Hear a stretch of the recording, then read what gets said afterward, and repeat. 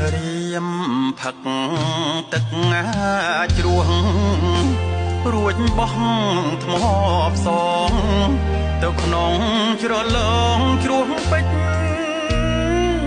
ចិន្តាកាលណាបងខ្សាយសូមខ្សាយចិត្តគ្នារើសយកថ្មតាពូនភ្នោតាមួយបងឆ្លោះមុខក្នុងទឹកថ្លា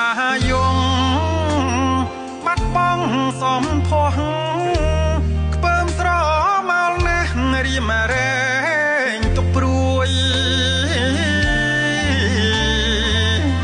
ស្រកណោះក្លឹមស្នេហ៍ច្រេះស្លាយរលួយខ្ពើមស្នេហាមួយអូនក្ដិចត្រួយ